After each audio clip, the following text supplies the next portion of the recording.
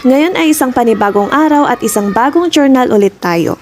Naghanda naman ako ngayon ng cupcake para sa letrang C. Putol nga itong video ko dahil hindi ko pala napindot ang record button bago ako nagsimula. Buti na lang ay tinignan ko ang aking cellphone, ang kaso halos patapos na ako sa cupcake. Nagcut na lang din ako ng colored paper para sa sprinkles. Mga pira-piraso lamang yung mga colored papers na ginamit ko para sa sprinkles para hindi naman sayang. Kaysa naman itapon lang, di ba?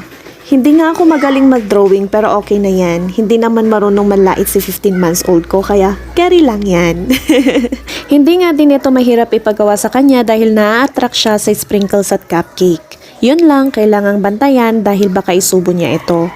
Kung may toddler ka, try mo na rin ito. Siguradong magaganahan din siyang gawin ito. Kung nagustuhan mo nga itong video na to, huwag kalimutang mag-follow o mag-subscribe. Salamat!